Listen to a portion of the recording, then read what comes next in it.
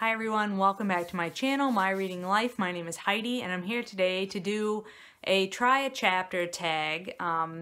This is the book Unhaul edition. I was tagged to do this by Shawn over at Shawn the Book Maniac, and I will link his channel down below. I'll link the video that he tagged me in for this down below. And I was inspired to do this tag at this particular moment because some of you may have seen on my Twitter this past weekend, I posted a picture of the books I got at a library book sale on Saturday, and I think there was like 12 or 13 books in that stack of books. I was super excited. I got some really great deals. Each hardcovers were $2, paperbacks were $1. I was super excited. I got all these books for such a good deal, and I'll be doing a book haul of those pretty soon here. But that got me to thinking about when I had visited the same library book sale in the summer of 2017, 1 year ago. I had quite a stack of books on that day too, so I went back and I found the picture of the books that I had purchased at the same library book sale in 2017 and realized I had purchased 18 books on that day, and I have read exactly 2 of those books. One of which, another book was a replacement copy of a book that I had already read, so that one kind of doesn't count. And then I'd read 2 more, and so that still leaves me with 15 books that I bought in 2017 that I had not read yet. And so that left me feeling a little anxious about the fact that I just brought 13 more books into my home that I'm very excited about. But I was really excited about the books I got in 2017 too. So that kind of led me to think maybe I should do the try a chapter tag on 3 of the books that I got in that 2017 library book sale.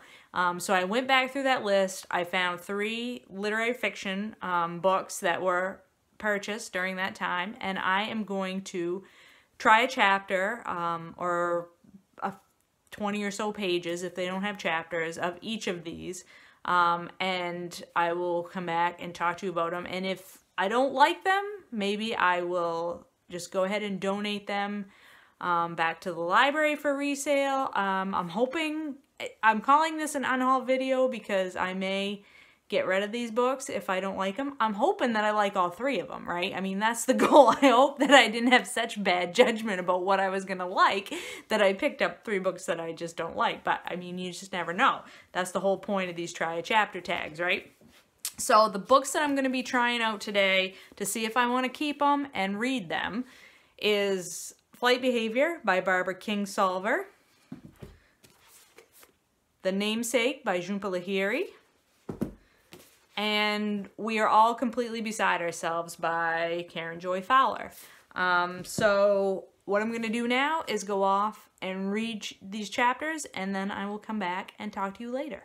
Okay, so I just finished reading the first chapter of Flight Behavior by Barbara Kingsolver, and it was a doozy. I had to stop myself from continuing on with this right away. So in the first chapter, we are with a woman who is clearly doing something she shouldn't be doing. She's hiking up a mountain. She's a woman that's been married for a while. She has 2 kids. She's not satisfied in her marriage, and maybe she's going to do something that's going to change her life. And on her way hiking up this mountain, she encounters a natural phenomenon that makes her believe she's being sent a sign from God that she doesn't need to basically burn her whole life down in order to change it.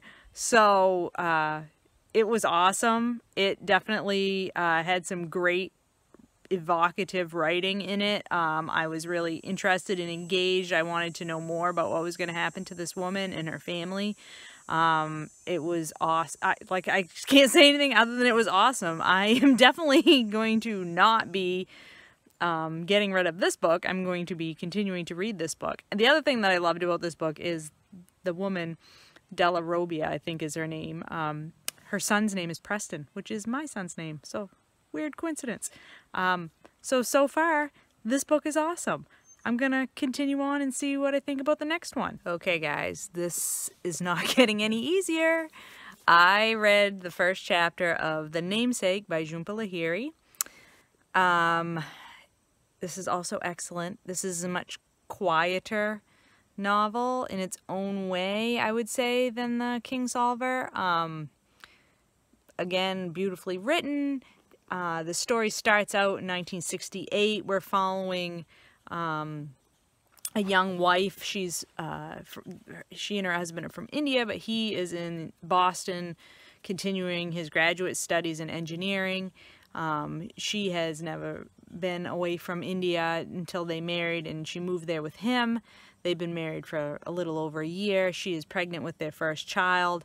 And so we get her point of view of the move to America and first meeting and then marrying her husband, and then goes into labor. So we get her her thoughts about being in labor in an American hospital and how it's different from how she would be experiencing labor in her own country of India, much different.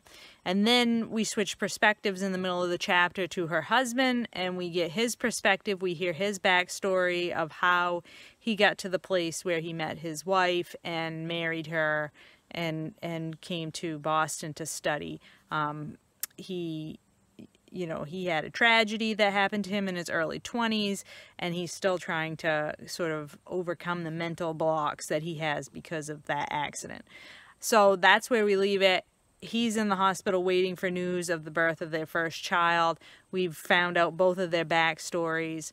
It's interesting that in both of these books, while Flight Behavior is a contemporary novel, we've got a young mother who is a stay-at-home mom who feels like her life is lacking, that all she does is basically pick up after kids and clean the house. She never has any adult conversation. She never has any interaction with adults or any adult interactions at all. She's never sort of worked outside the home since she got married, and all that sort of thing. And then you get this perspective of a young Indian couple living in America for the first time. The wife is the homemaker, the husband is the student and the breadwinner, and so she's also experiencing that same disconnect where, you know, her husband goes off and does his work during the day, and then she's at home.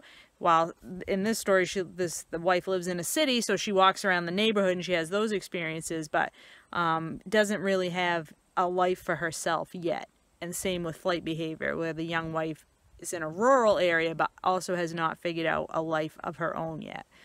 So some similarities there, but also very different. This is dealing with the immigrant experience, whereas Flight Behavior obviously is not.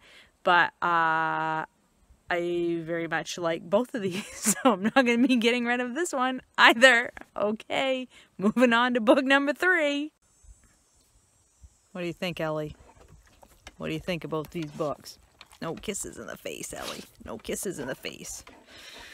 So, guys. Ellie, thank you, but I don't need any more help. All right.